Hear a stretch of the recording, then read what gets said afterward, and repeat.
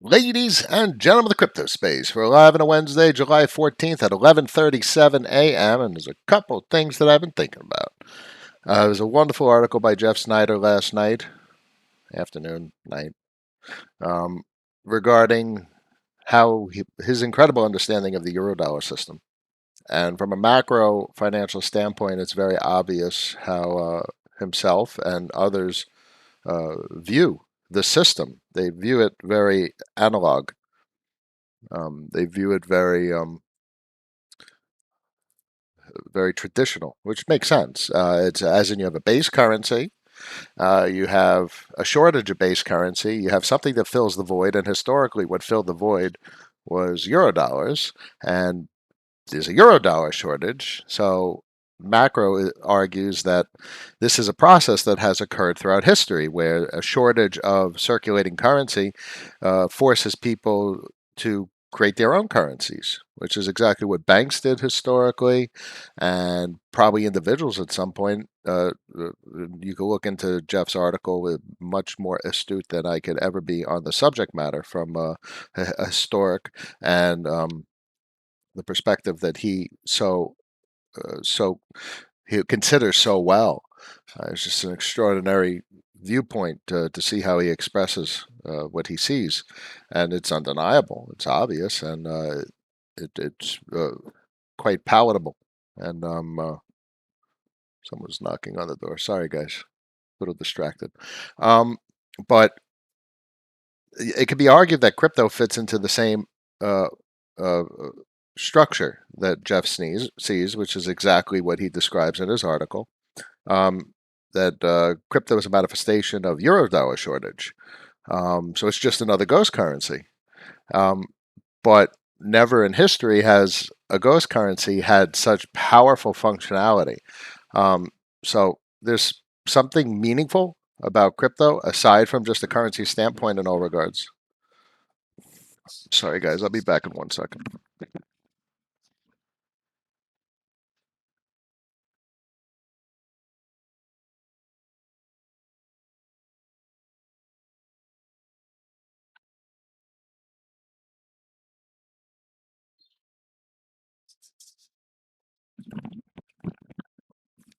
My daughter locked my wife out of the house.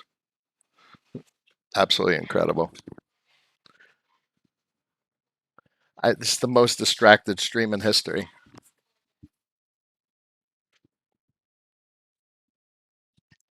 So crypto, sure, from a macro standpoint, fills the void of a ghost currency, as Jeff talks about. But crypto has powerful functionality that's above and beyond anything that has been historically deployed.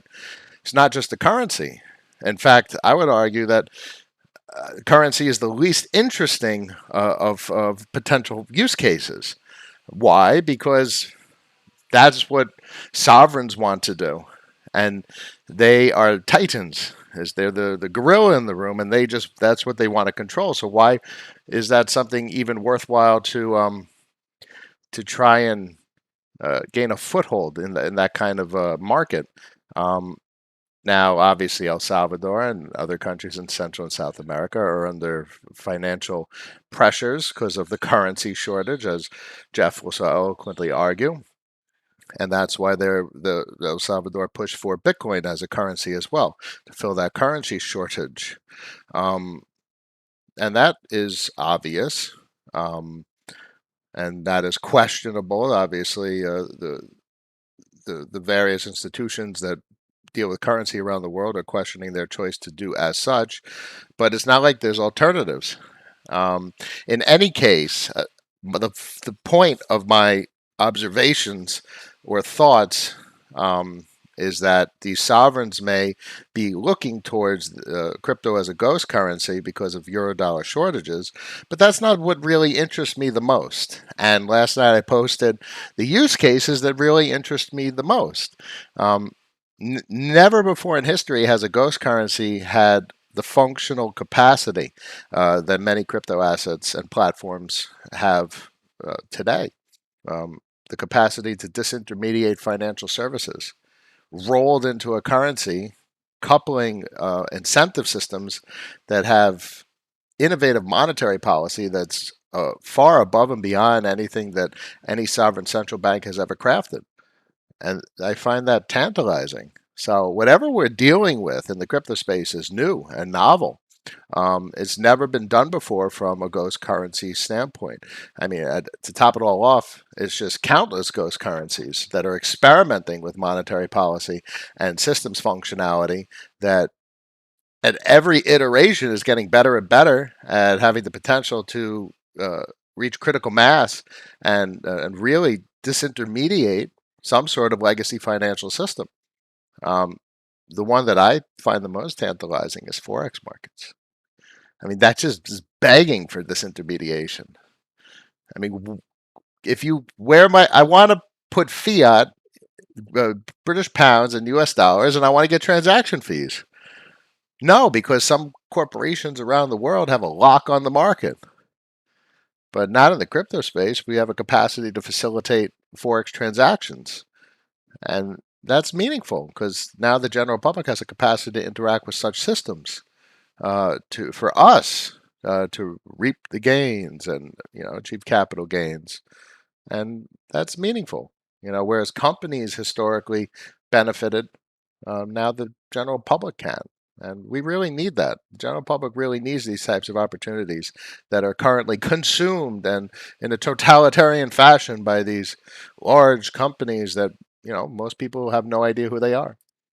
Anyway, currency, ghost currency, crypto, and history, bit of a disjointed introduction at the beginning, but I think it came to some decent conclusions towards the end. But let's hit the stream, let's hit the comments, and let's do what we do. Today's episode is sponsored by Change Angel, the non-custodial swap exchange for social good. Stop depositing on exchanges, not your keys, not your crypto, non-custodial DeFi, or nothing at all. Bam! Let's pop it over to the main screen and see who's in stream. Got Killis in the house. Ding ding. Good morning. Thoughts on optimistic layer 2?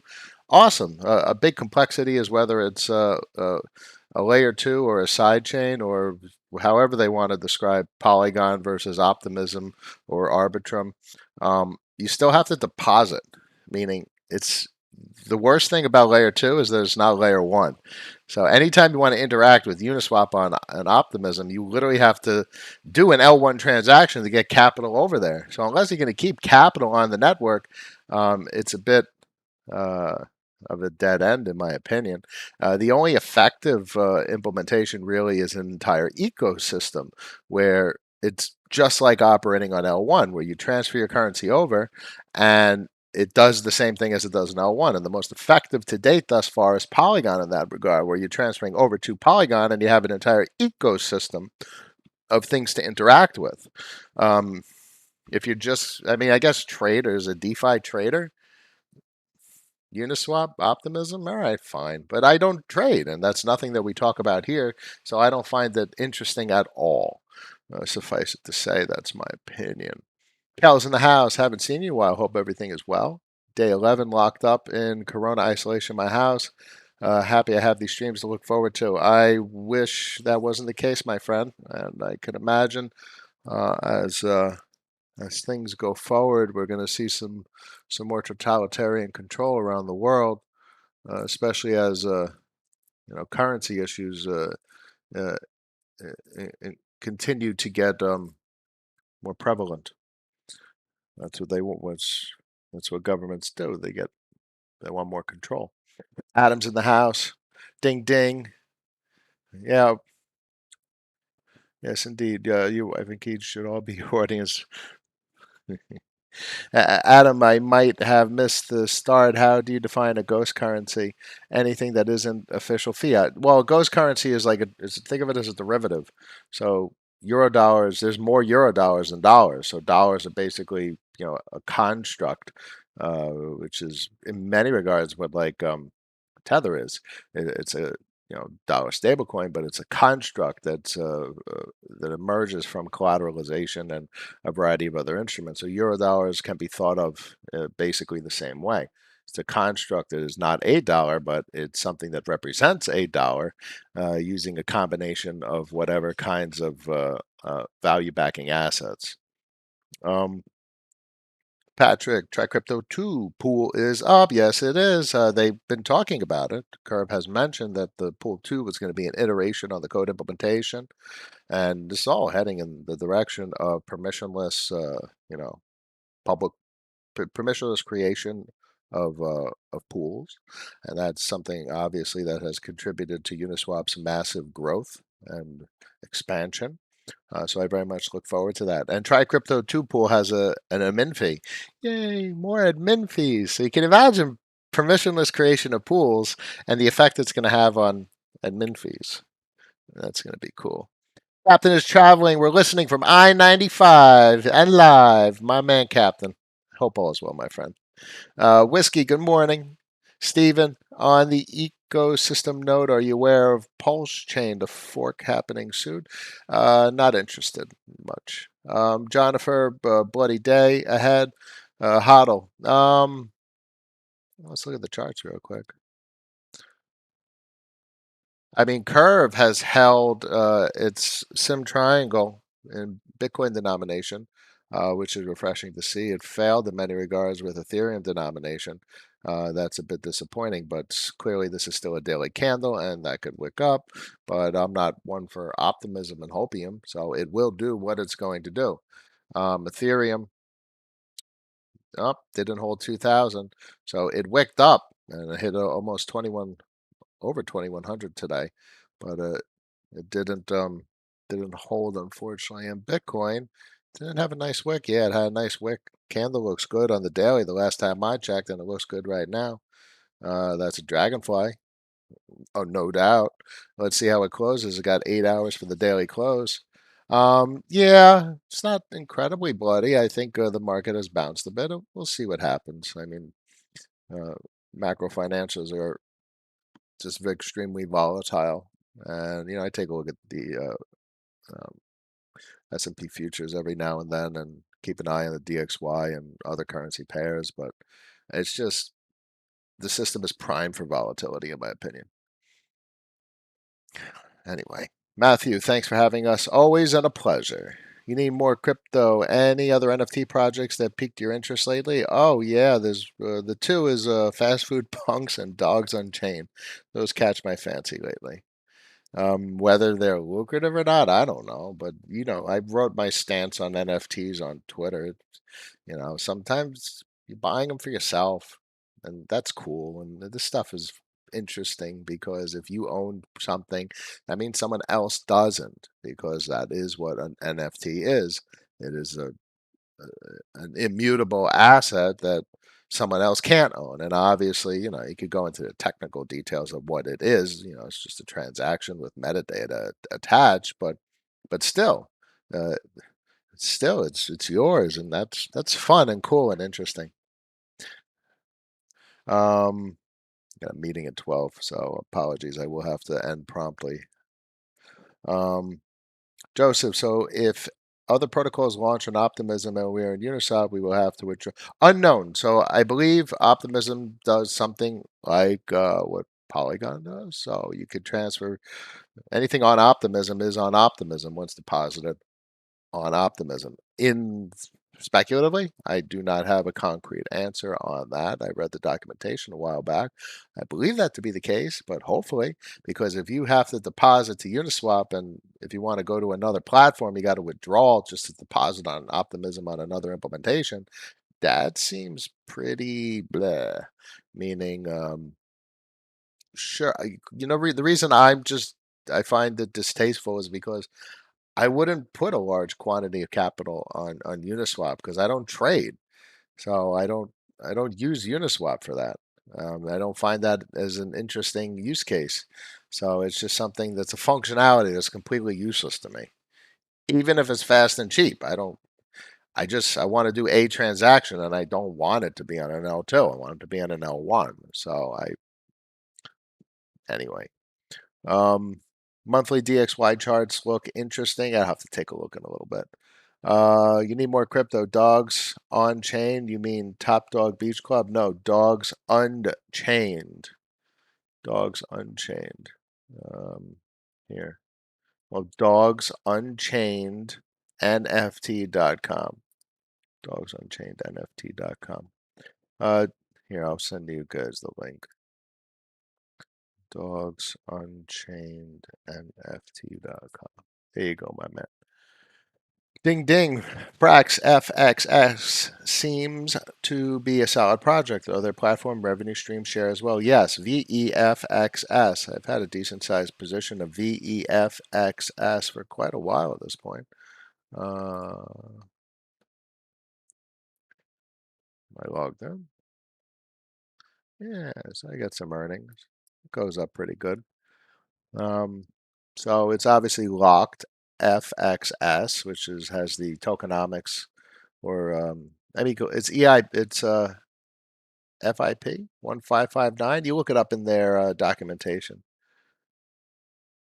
It's good tokenomics, and that's what caught my fancy. FXS 1559. So read up on it, and I like this. It's basically designed to be a deflationary um, currency. These are currencies. It's all currencies. And if it walks like a currency and talks like a currency, it is a currency. But that doesn't mean much. A currency isn't really anything special. That's probably a big misconception. Money is special, but we don't really have any money left. I mean, money. I guess a deflationary currency inherently is best suited for money, or a disinflationary currency, which is proponents of Bitcoin, because money is designed to retain value. It's in the definition of money. Do I need to look up the definition of money? Pretty sure it's well, money. Money is an economic unit, so great. It's a primitive medium of exchange. Money originates. What exactly? We need a definition. So here, no, not Investopedia. I want a dictionary.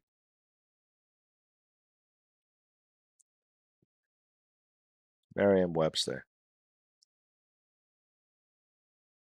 Something generally accepted as a medium of exchange, a measure of value, or a means of payment. All right, great. So money has components of a currency, medium of exchange, a means of payment, but a measure of value. But if the value of money is fluctuating or depreciating constantly, I guess maybe the definition doesn't say anything about the measure of a value. Semantics are very annoying and interesting simultaneously. A measure of a value that has no indication on that of a constant value. But I guess um, even the dollar is a measure of a value. I guess there's a couple of different definitions of money that I've seen, because I've seen the definition of money say it retains value. So something that retains value doesn't lose value constantly, at least in my opinion. So I would argue that the dollar is more in line with a currency rather than money, and I would say that money is a better the definition of money is better suited for assets that retain value, or I would like to say at worst case they lose value less, but hopefully they are about the same, and if not increasing in value. I mean, we got to have a store of value, which should be and the better store of value is the better money. Whereas the dollar retains no value whatsoever. All right, I'm sorry, guys. Let me wrap this up. I got meetings. I was distracted. My girls are home today, and it's quite revealing knowing that you have 60% APR on your money. Price fluctuation doesn't bother that much on convex. Johnny, I missed your comment. Yeah. So if, FXS has a similar yield as well. What's it cranking out? 76%. Now, yeah, we could talk about the fact that the principal is so volatile, curve and CVX is so volatile, but that's why I think of it for myself in terms of a purchase. And that way I don't think about the principal as much, and what I care about is the revenue stream. So I know that it's quite a roller coaster ride watching the principal valuation fluctuate so much, but you got to remember, if the principal appreciates significantly, let's say it goes up 1,000%, 10x on your money, and you turn $500,000 into $5 million. and that $5 million is earning 30%. Why would you sell the principal? 30% of $5 million is a heck of a salary. So, and this is contrarian to trading mentality, because trading mentality says buy low, sell high. But there's something meaningful that comes along with a revenue stream, and that's much more in line with dividend investors in legacy markets. And that's what I want. I don't want to sell it. I don't want to buy and sell. I don't want to trade. Because if I sell it for dollars, now I got to figure out what the heck to do with those dollars. No, I want something, an asset, a protocol, or even a business, if you want to think about it in terms of legacy market dividends, something that I could allocate value to that provides me a salary and money for life. That's what I want. And the trading doesn't do that. So if half a mil turns into 5 mil, I wouldn't be the one selling. I would hope that it's 10, 15, 20, 30%. And that's a heck of a salary. That's what I want. Let me wrap it up. You need more crypto? You're very welcome. Wednesday, July 14th at 11:58 a.m. As always, I thank everyone for joining me. Hopefully tomorrow I'll be able to get some clearer opening statements and I'll be less distracted. But as always, it's a pleasure, and I will see you tomorrow. Y'all have a good one now. Peace.